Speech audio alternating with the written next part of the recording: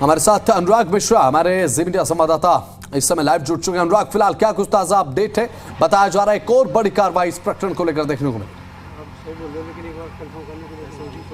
जी बिल्कुल, देखिए निसार उल हसन को एनआईए की पुष्टि के बाद, पुख्ता करने के बाद, उनका जो परिवार है, उनकी जो डॉक्टर पत्नी है और उनकी एक बेटी जो एमबीबीएस कर रही है, उसके ताल्लुकात उमर से, फिदाइन उमर से बताए जा रहे हैं और उनको हाउस अरेस्ट कर लिया गया है। दिल्ली की स्पेशल सेल की टीम और जो क्राइम ब्रांच हरियाणा है वो उनके घर की पूरी निगरानी कर रही है और आज दिन में भी उनके घर में कुछ पड़ताल की गई है। और साथ में एक अब से कुछ देर पहले जब हम बात कर रहे हैं आपसे, special operation group Uttar Pradesh के एक वरिष्ठ अधिकारी और उनके साथ 3 लोगों की, अन्य लोगों की टीम अभी इस प्रीमाइसेस से अल-फलाह के निकली है। हम अल-फलाह यूनिवर्सिटी के बाहर खड़े हैं और यहां यह बताया गया, एक बड़ी जानकारी आपके जरिए देना चाह रहा हूं कि उमर का देवबंद से भी कुछ रिश्ता बताया गया है। यह बताया जा रहा है कि वो अपने यहां अल-फलाह यूनिवर्सिटी में पढ़ने के दौरान सहारनपुर भी गया था। एक बड़ी जानकारी अभी हमारे जो सुरक्षा एजेंसी के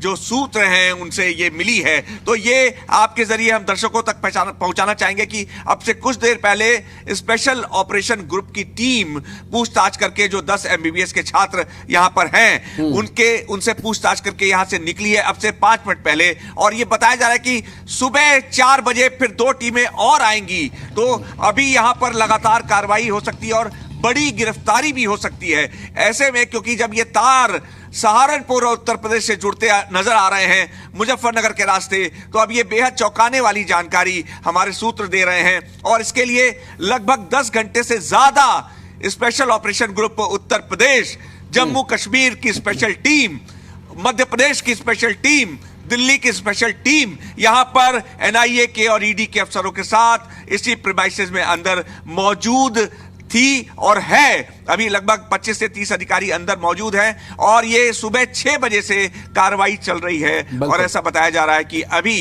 ये देर रात या कल सुबह तड़के तक ये कार्रवाई चल सकती है और जो 25 जगह पर छापे पड़े हैं वहां से कुछ बड़ी गिरफ्तारियां हो सकती हैं, क्योंकि ये आतंक के नेटवर्क को ध्वस्त करने की पूरी तैयारी कर रही है सुरक्षा एजेंसी। क्योंकि जो पहले जो चूक हुई है सुरक्षा एजेंसियों द्वारा, उसकी भरपाई के लिए, ताकि आगे कोई ऐसी घटना ना हो, तो पूरे नेटवर्क पर कड़ी निगरानी की जा रही है। जी बिल्कुल, अब मुझे लगता है कि अनुराग इस पूरे मामले को लेकर अब इस पूरे गिरोह की जो एक घेराबंदी है, गोलबंदी है, वो सुरक्षा एजेंसी की तरफ से, जांच एजेंसियों की तरफ से कर दी गई है। और मैं ऐसा इसलिए कह रहा हूं क्योंकि अब दिल्ली ब्लास्ट के तार जहां जहां से जुड़ते जा रहे हैं, वाया हरियाणा, उत्तर प्रदेश, जम्मू कश्मीर, पश्चिम बंगाल तक, एक भी उस चेक पॉइंट को छोड़ने की मूड में नहीं है जांच एजेंसियां, अनुराग, जो कि अब जांच एजेंसियों के रडार पर पूरे तरीके से रेड स्पॉट हो रहे हैं। और यह बहुत जरूरी भी है इस पूरे गिरोह का पर्दाफाश करने के साथ साथ इस पूरे गिरोह की रीढ़ तोड़ने के लिए और एक ये संदेश देने के लिए कि अगर देश के खिलाफ इस तरीके के नापाक मंसूबे पालोगे तो इसी तरीके से कार्रवाई होगी। जी बिल्कुल सही कहा आपने। कमर तोड़ने के लिए इस आतंक के नेटवर्क की जो 10 मोबाइल जब्त किए गए हैं। उसके अलावा एक चीज और मैं बताना चाहूंगा कि जो उमर का ये जो वीडियो सामने आया है, ये दरअसल ड्राफ्ट वीडियो है। ये कहीं भेजा जा रहा था और उससे ये पुष्टि की जा रही थी, इसकी तैयारी की जा रही थी कि वो ये सही है कि नहीं है। इसके अलावा उत्तर प्रदेश में भी ये नेटवर्क के तार थे और कुछ लोग जो उसके द्वारा ट्रेंड किए गए थे। और एक चीज और मैं बता दूं, जिस इलाके में खड़े हैं वहां पे एक स्वीट पॉइजन की तरह वो काम कर रहा था और जो एमबीबीएस छात्र उसके द्वारा ब्रेन वॉश किए गए, जो रेडिकलाइज किए गए, उन पर अब निगरानी और जो सुरक्षा एजेंसियां हैं उनकी निगाह पड़ चुकी है। क्योंकि जो 3 साल से लगातार ये यहां पर चुपके से सुरक्षा एजेंसियों की आंख में धूल झोंक कर काम कर रहा था और लोकल पुलिस इसको आइडेंटिफाई नहीं कर पाई, अब उसकी भरपाई के लिए पूरे नेटवर्क को ध्वस्त करने की तैयारी। ये जो मोबाइल जब्त किए गए हैं और जो निसार अल हसन के यहां जो पहरेदारी की गई, इसके पीछे जो एजेंसियां हैं वो बता रही हैं, ऐसे सूत्र हैं कि बहुत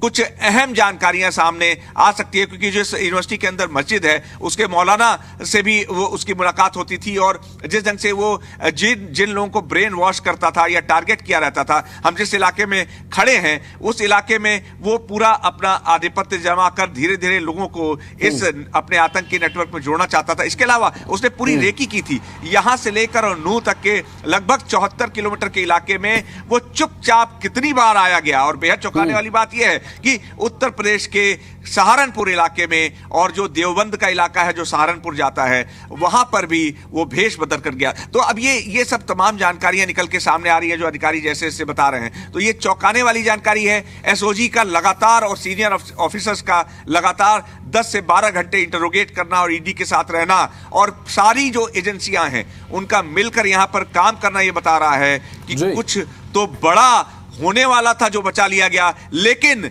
कुछ और बड़ा है जिसे पकड़ना होगा, नहीं तो बेहद गंभीर परिणाम हो सकते हैं। बिल्कुल अनुराग, और बहुत बड़े खुलासे होने अभी बाकी हैं। सिरा पकड़ में आ चुका है, जड़ तक पहुंचना है। बहुत बहुत शुक्रिया अनुराग, जुड़े आप, तमाम जानकारी साझा आपने की।